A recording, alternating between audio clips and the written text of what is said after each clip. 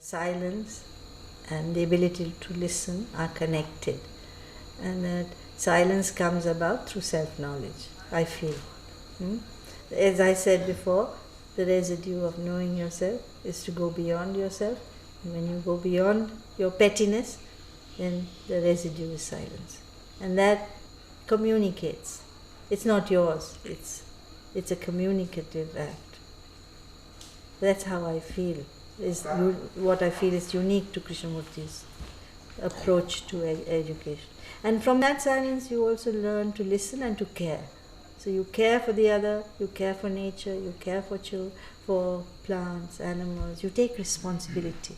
He called it, I think, total responsibility. So that from that silence you are responsible for everything around you.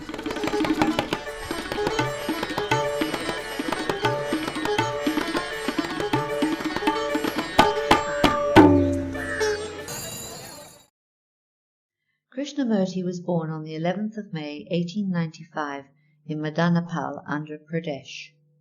His mother, Sajivamma, feels that this child of hers is to be in some way remarkable, and as he is the 8th child, he is named after Lord Krishna.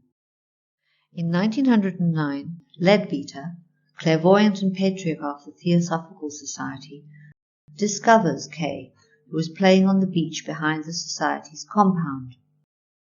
Krishna's father, Narayana, an official of the Revenue Department of the British government, is assured by a renowned astrologer that his son will indeed become a very great man.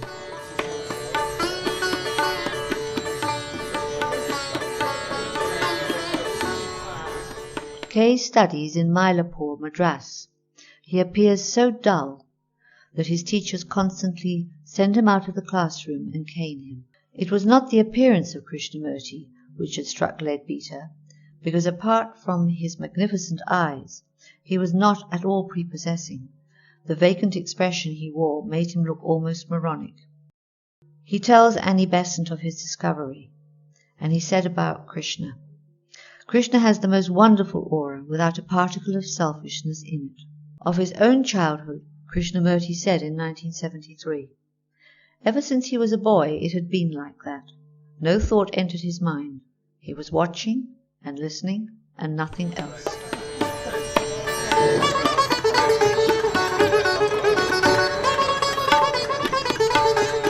In this world, most of the religious traditions have become a system, and they become non-religion.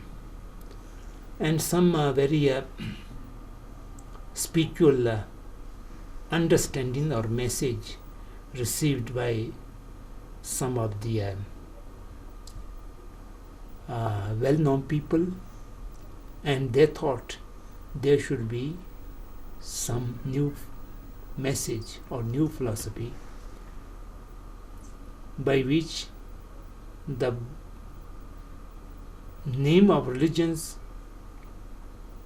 can be revitalized and all religions might come together and a new way of thinking can be created.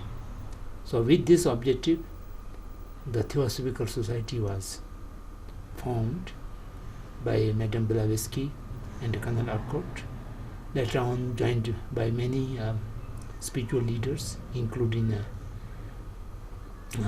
Bishop Leadbeater and Madame Annie Besant, and they are searching for a pure body and pure mind through which a new wisdom can be channelized.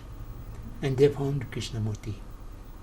And Krishnamurti was raised and educated for a new world teacher. "This boy will be the vehicle of the Lord Maitreya," Annie Besant said.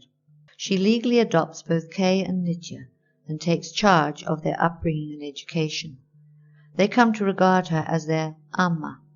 At this time, Kay is put through his first occult initiation. Madame Annie Besant have said over and over again that his new teaching might be entirely different and difficult to accept by the traditional people. In spite of that, they are trying to evolve Krishnamurti.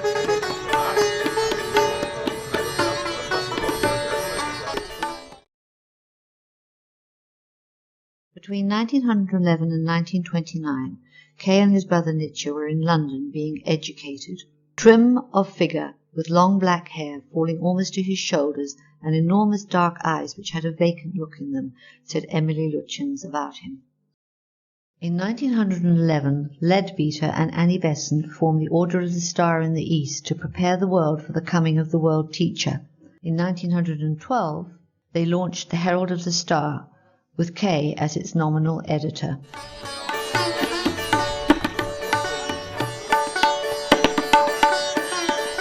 Has some kind of hierarchy and organization and a lot of authorities and so on and so forth. Finally, Krishnamurti evolved himself and enlightened himself. Meanwhile, the Order of the Star grows in wealth and membership, and with that grows the deification of Krishnamurti. In 1922, Kay has his great awakening. Throughout his life, Kay undergoes a mysterious process marked by excruciating pain and loss of consciousness. This year marks the culmination of his first mystical experience. I had the first most extraordinary experience. There was a man mending the road. That man was myself. The pickaxe he held was myself. The very stone he was breaking was a part of me. A car was passing by. I was the driver, the engine, and the tires. I was in everything, or rather, everything was in me, Kay said about his experience under the pepper tree in 1922. In the same year, he added, I have touched compassion which heals all sorrow and suffering. It is not for myself, but for the world. Love in all its glory has intoxicated my heart. My heart can never be closed. I have drunk at the fountain of joy and eternal beauty. I am God intoxicated. After this, Kay always has mystical and mysterious experiences. Firstly, whilst in solitary retreat in Ojai, California, after his break with the Theosophical Society, and later in Uttaramund, India, and in Kashmir.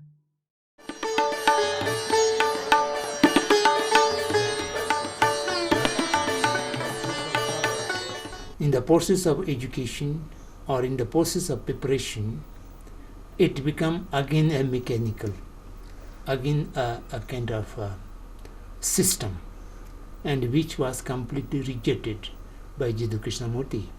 In 1925, his sorrow over Nitya's death acts as a catalyst.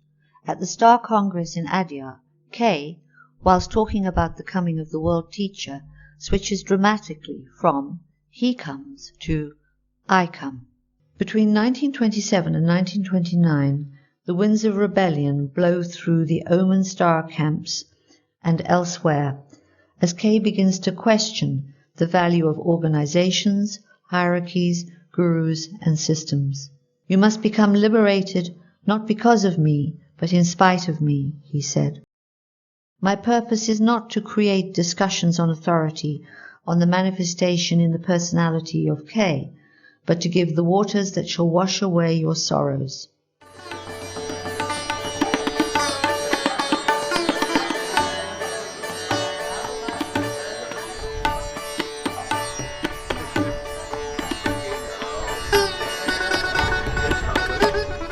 He thought all this hierarchy and all this authority and all this organization would not work because it will become another system, and he once again become not only enlightened, freedom from all kind of organization or all kind of system.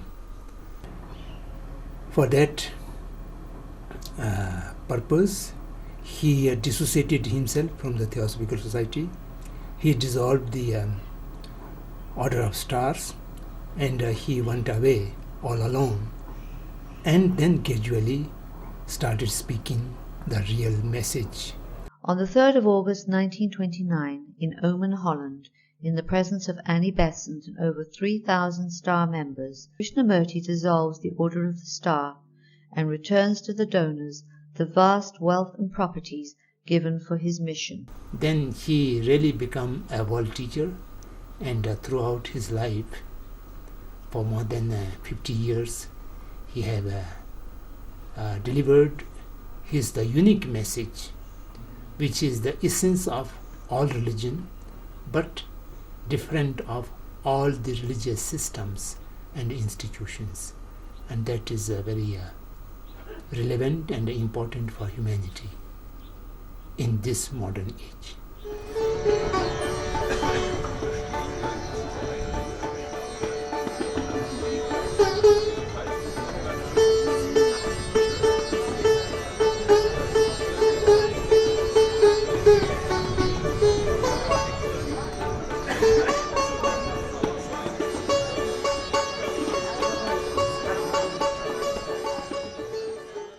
When Krishnamurti moved to California, he lived with his close friends Rajgopal and Rosalind. Once away from the theosophical environment, his life broadened as he met new and very interesting personalities.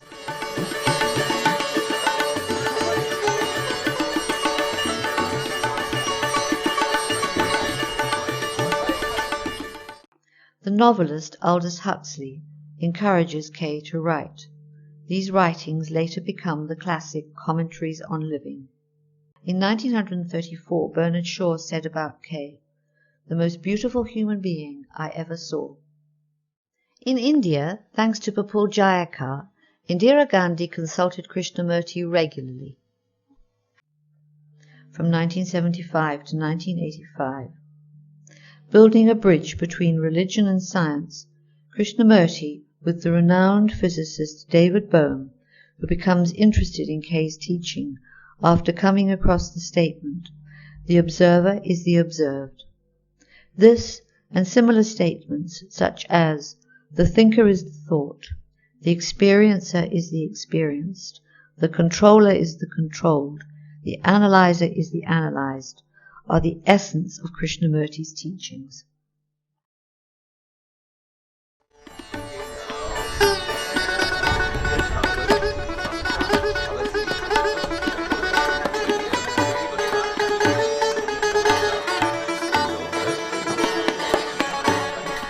The mission of his life, the objective of Krishnamurti's life, was to convey the message of the wisdom to as many people as possible. And he always tried to reach out to the humanity as large as possible. But he himself was not an organizer. Even he do not know how to purchase a train ticket and how to get in a train, how to go from one place to place. He has to be depend on his friends and helpers. Due to certain, I don't know what I should say, a natural force, wherever he lived, wherever he go, he used to have good people to organize for him. In the beginning, there were people from Theosophical Society. Then after he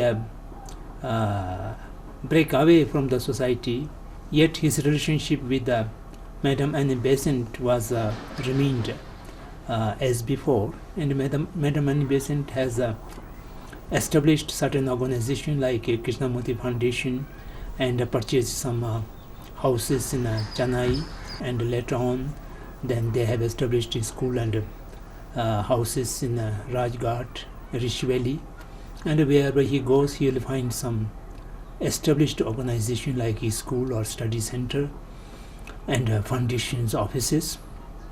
And these people organize public talks and dialogues and meetings for the benefit of the people.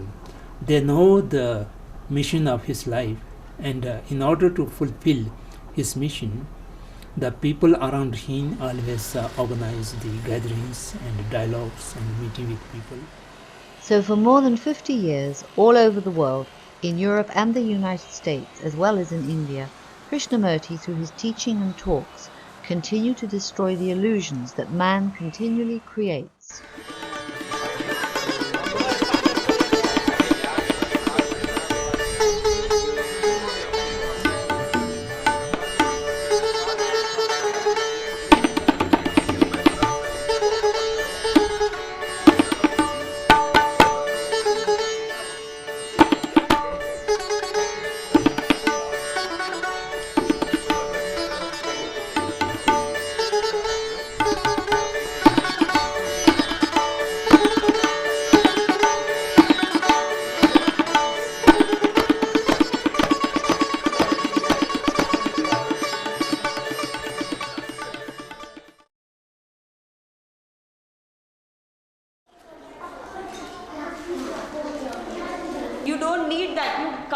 what you are told.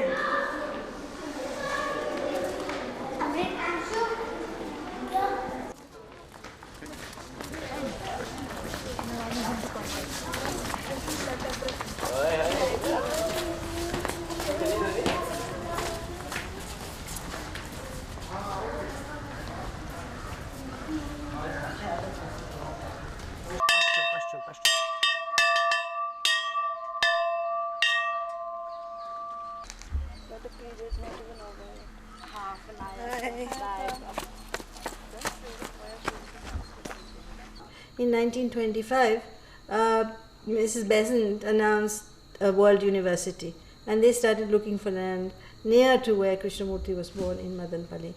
And Krishnamurti came here and saw this great big banyan tree, which you must have seen, and said, yes, this is a good place, it has good vibrations, it must have water because there's this large tree, and that's how he bought the land. He also thought the valley looked a bit like Ojai. He wrote to his brother saying, I made the journey in 2.5 hours and I could have made it in less if I hadn't had a breakdown along the way. But the valley reminds me of Rishi Valley. It was the time when his brother was close to death. So it was a sort of poignant letter that announced the discovery of the land.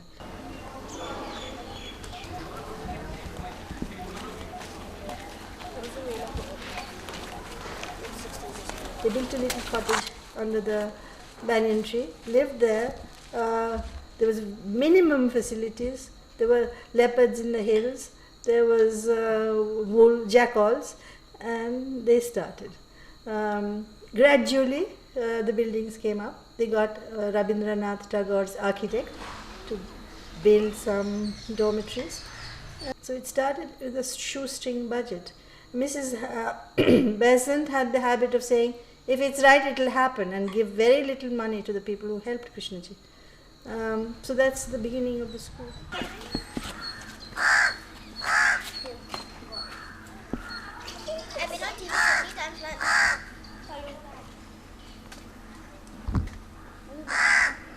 what is that in there? Move back. But there are monkeys. The school is a product of all the inhabitants of a place, and it is very, very important that there is no conflict.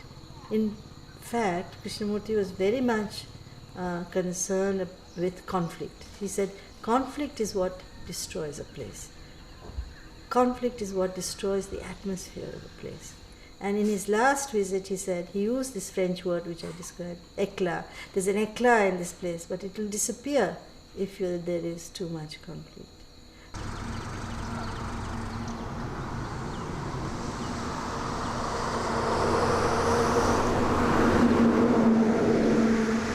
You see, one of the things I was told, Krishnamurti said before he died, was please don't institutionalize the teaching. And that is part of this work, I think. Don't institutionalize. That means you have a job, you have a salary, you do your work well. If you do your work well, you get merit raises, etc. etc. What is important is interpersonal relationship. And that is something that you need a certain amount of self-reflection, certain amount of self-awareness, which is what Krishnamurti is about. Yes.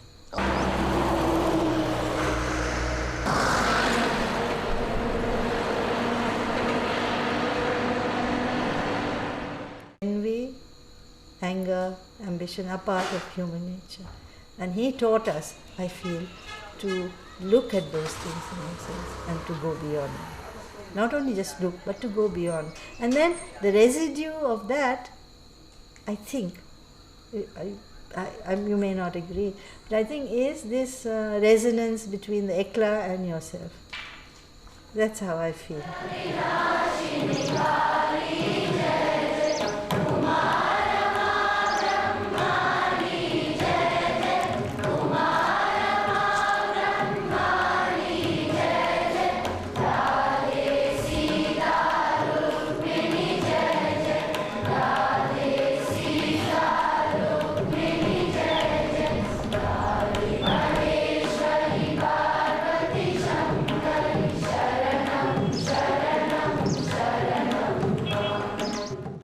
1968 to 1971, Krishnamurti addresses students in both Indian and American universities and asks, "Why are you being educated?"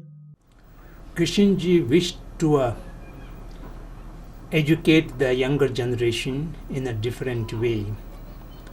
And he always think that the present system of education is a kind of indoctrination, brainwashing, authoritative, and it will not make the students get freedom from the bondage.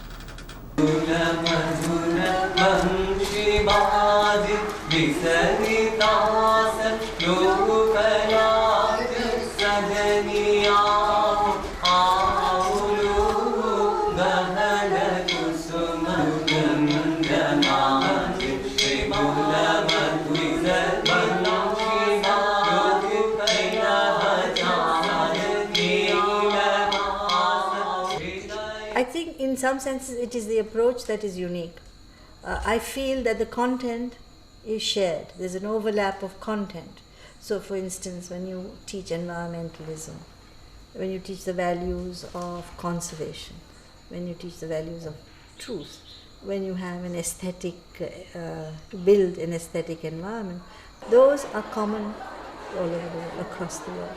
But what is unique is this idea Krishnji had of relationships being right, not conflicted by anger and ambition and pettiness. And so to teach that to children also.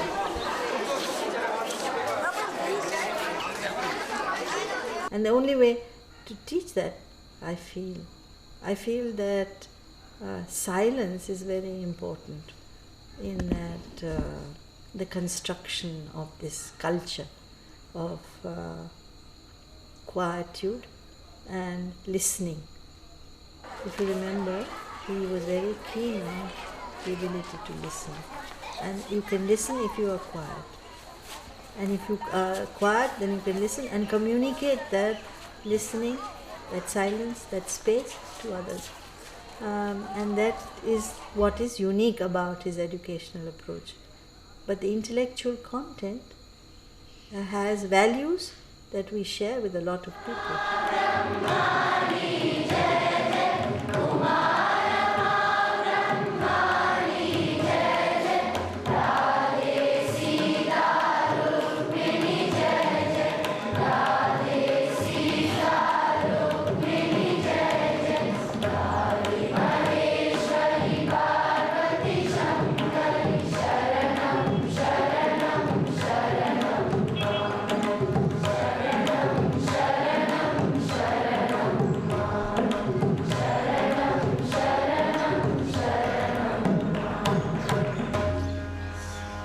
Krishnamurti thinks that education is very important for evolving the human beings in the right direction. The prevailing education system in this world is not an education, it is a kind of indoctrination or brainwashing. It puts all kind of condition upon the mind of the students. And moreover, this is a kind of authoritarian, and this is not. And they never believe the potential of the intelligence of the students, each of the students individuals.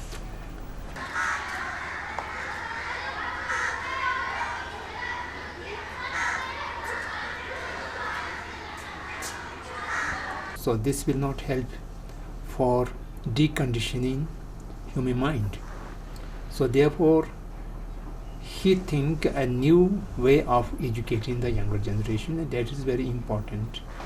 So therefore, he talked to his well-wishers and who have interested in his teaching to establish schools with a very different kind of education system. And Due to that, the foundation, the Krishnamurti Foundation, all the three foundations in England and in America and in India, they have established various schools in accordance with the Krishnji's way of educating. And they try to keep the students as free as possible, and there's no indoctrination, no authoritarian teaching. They only try to encourage them to question, to investigate, to see things for themselves.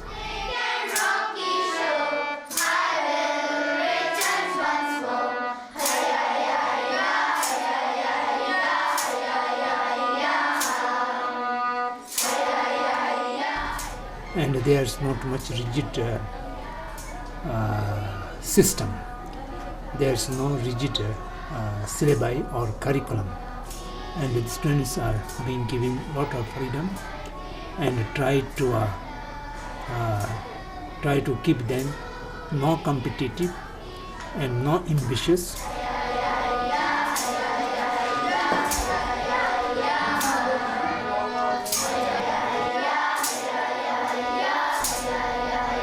So all the schools in India, such as the school in Chennai, Rishi Valley School, that is the oldest school, then a school in Rajghat, Varanasi, and a school in Bangalore, the Valley School. All of these schools, they try to keep the academic excellence as par with the other schools, yet the persons are kept without any comparison and competition and without any envy with each other, and help them to cooperate with each other. Krishnamurti used to say, education is for awakening the intelligence of the person, and thereby he or she can flower in goodness. Once the individual intelligence is awaked, then there is no need to discipline the person. It will become disciplined by itself. So all these help for producing good quality iron and also steel started in the world. Right at that moment only, Jamshedji Tata was able to import the technology and start an iron steel plant. Now, one question. So it will flower in goodness alone. So therefore the schools are running, and this has benefited numerous people who are getting education from various Krishnamurti schools, and so thereby the children who are educated through Krishnamurti schools usually quite different from the children educated from other conventional schools.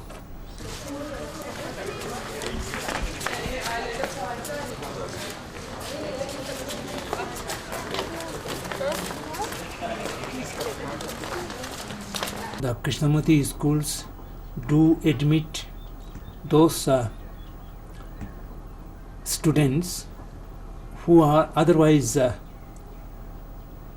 would be admitted in other private public schools.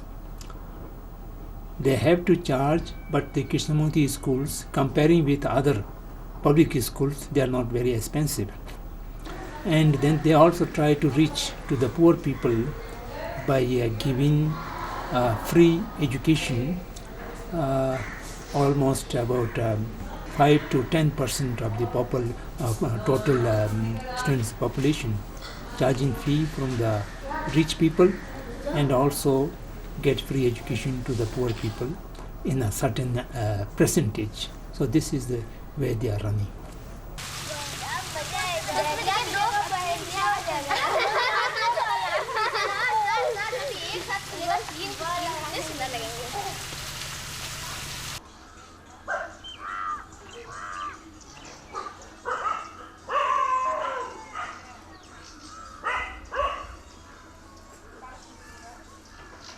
Well, we have our rural schools where people are educated, and then we have the schools going up to class 7 and 8, and we have our staff children, some of whom are very poor, who come to the school. So we have a differential fee. We charge higher fees to children of the middle class, lower fees, concessions to poorer families, and we charge double fees to people from America and England. And Indians are beginning to send their children here. So it's a kind of very closely worked out system of differential fees. So there's some kind of justice in our program. Ipuda. No చెప్పింది sir snake ఎక్కువ మొదలే అయిపోతుంది. I think Krishi Valley was the first school. I may be wrong, but there's the Happy Valley School, which was snatched away from him very early. I think that may have been the first school. But in India, I think apart from that school, this is the earliest school. There were very few students. I'm not sure. Maybe about maybe 15, 20 or 30. Principal at that time had studied with Mrs. Montessori and introduced all that novel methods, Dalton plan, counting vocabulary, contract with students so that they would learn so much per day. So it was a very innovative school that the man created. Then there was another era where they got an Englishman from Sri Lanka, and he became principal for a while, and he had a very different structure. He believed in freedom in a slightly Summerhill way. So students came to school. If they wanted to come to school, they didn't attend classes, they climbed trees, and there were teachers very brilliant, eccentric. That was his idea of freedom.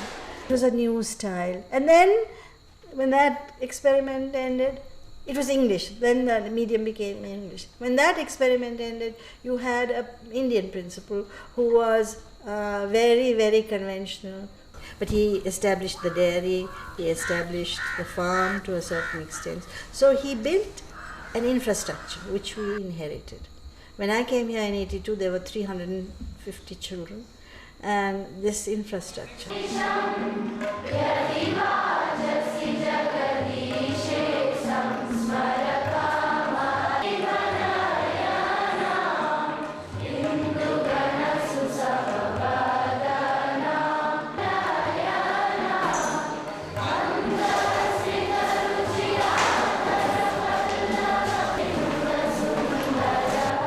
So that was the state of the school when I came here in 82. But I was fortunate, there were a lot of other people who came at the same time, very well educated people who knew village life.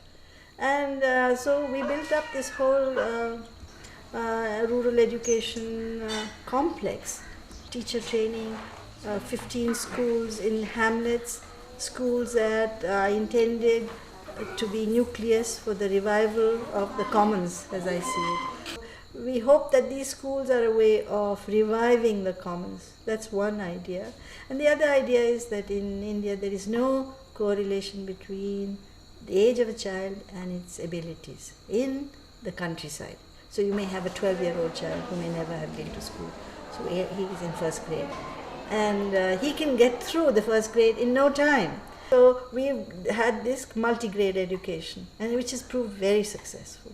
It has been translated into many of the India's diverse languages, Marathi, Hindi, Telugu, Malayalam.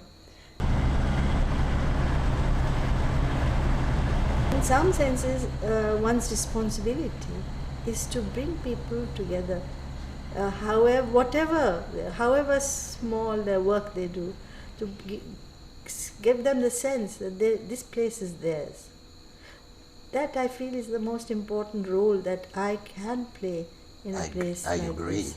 So to make everybody feel at home, that is important. And then of course to see what the place needs, what the context requires. And we started our health center rather late, not very, but 15 years ago. And that was the responds to a very deep need, because the government in this part has failed. There are government doctors, but they don't attend to patients, and quacks were taken over.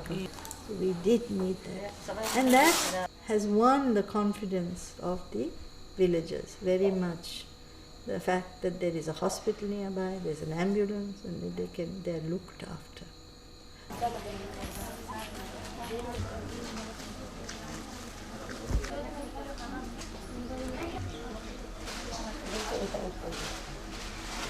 Because if what is also happening, because milk is being used for animals are being used for milk, the milk is sold, and village children don't get the milk.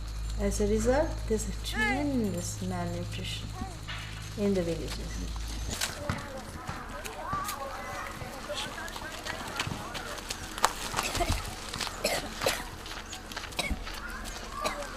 But we haven't done enough work to really have an impact on the native animal population. And agriculture also, we haven't done enough work.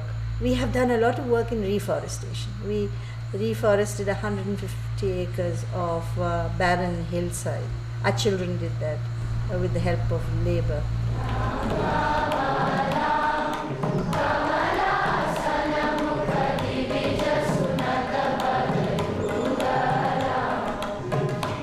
And we are a small scale organization. We don't want to get much bigger.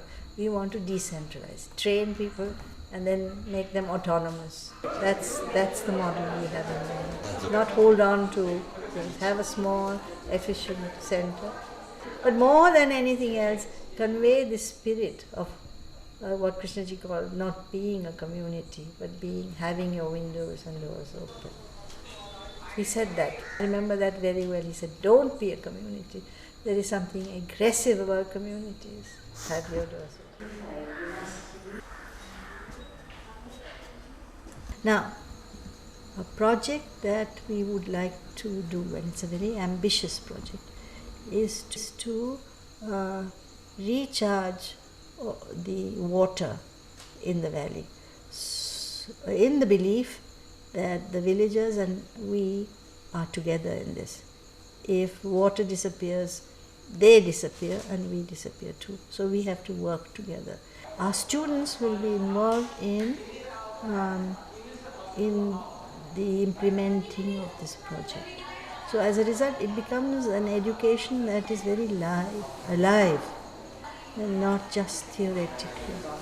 As it is, our students learn a great deal when they go to the health center and work there, or go to the rural center and work there. So they have a very rich sense of what the problems are in the world they are going to inherit. So we are very keen that we turn out wealthy children, but who have a conscience, who have a sense of responsibility, what Krishnamurti called total responsibility.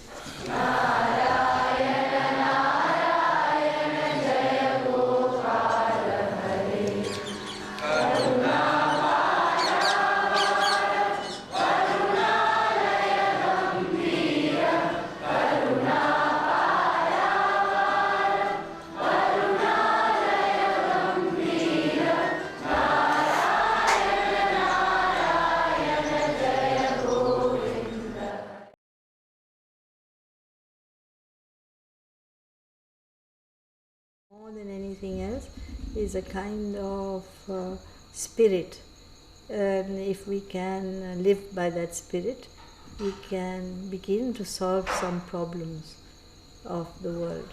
I think so, because the movement has to be inside, but it also has to be outside, externally, taking responsibility for the ills of the world. If you recall, Krishnamurti always began his talks by talking about the difficulty the world was in.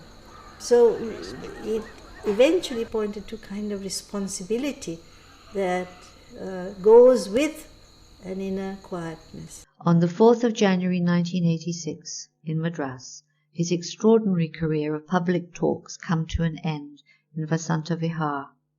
During the series of talks, he has a high fever, resulting from his pancreatic cancer. At the end of the last talk, he says, "It ends."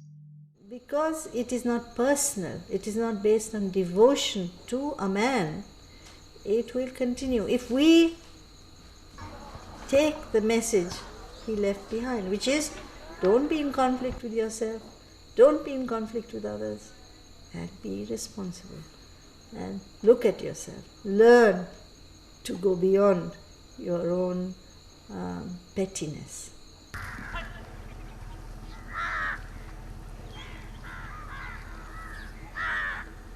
Krishnamurti talk only at the level of absolute. He never comes down to the relative. So therefore, he do not accept any graduation, anything becoming, anything, something progress or evolution.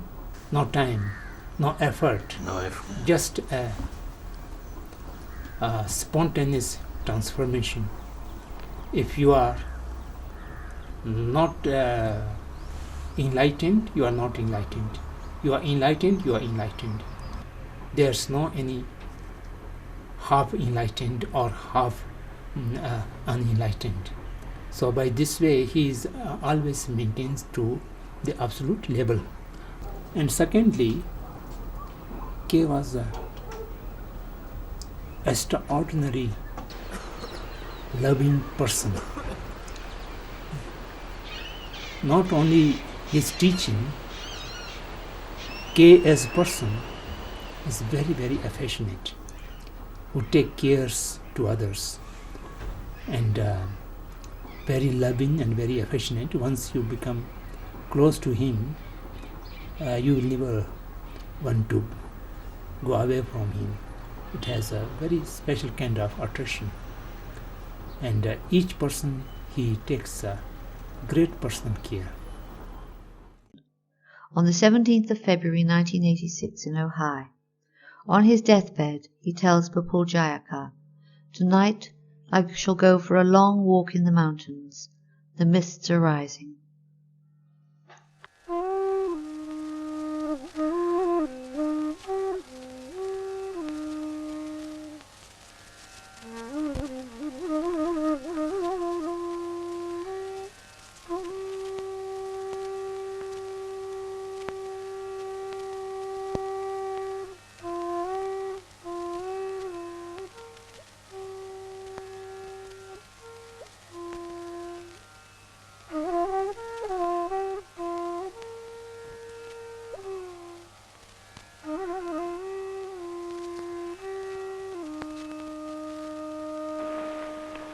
Why do you do what you do, giving talks everywhere? I really don't know. It isn't a habit. It isn't something which I've fallen into and I do it because I have nothing else to do. I've been doing this for 45 years and more. Not that I'm proud of it, I'm just repeating the fact. And I also have stopped talking to see if I depend on the audience and all that business. And I say, if I stop talking, it's all right. If I don't talk or talk, it's the same. And I do it probably, I don't know,